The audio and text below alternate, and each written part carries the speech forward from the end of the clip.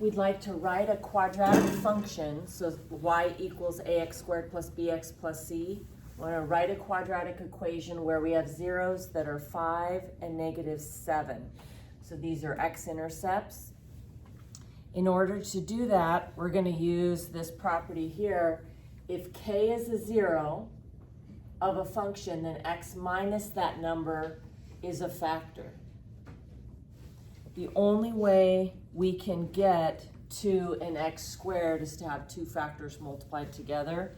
The name of this function is h, so I'm going to call it h of x. And using this property, if k is a 0, so if 5 is a 0, then x minus 5 is a factor. So I have x minus 5, and -7 is a 0, so x minus a -7 is going to be a factor. So notice, when they hand me the zeros, I just do x minus that number. And now all I need to do is multiply it together. To multiply them together, I'm going to simplify. The minus minus is a plus. I'm ready to FOIL. X times x is x squared. X times 7 is 7x. Inside, -5 times x, -5x. And -5 times 7 is -35. Go ahead and combine those middle ones. I have, whoops, my bad. I have 7x minus 5x is 2x. Let's bring down the -35 and bring down the x squared. So we have that simplified. My final answer then is h of x, because that's what they ask us to call the function, equals x squared plus 2x minus 35.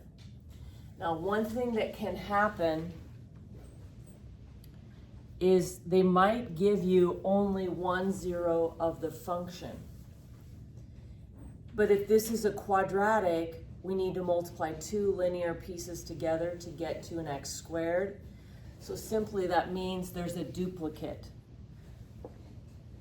It's called multiplicity later, but our function is called f, so we say f of x equals, and then that property here is if -5 is a 0, then x minus this number, so x minus a -5 is a factor.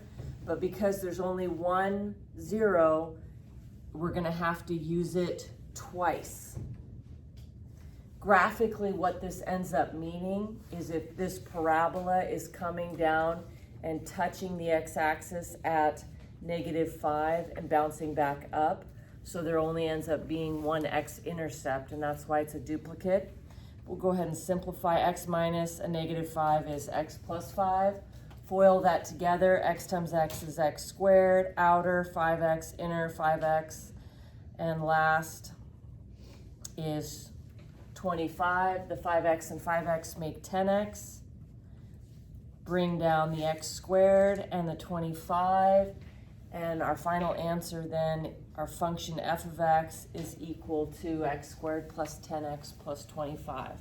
So just do x minus the number they give you to create your factors, and then multiply them together. If they only give you 1 0, then use it twice.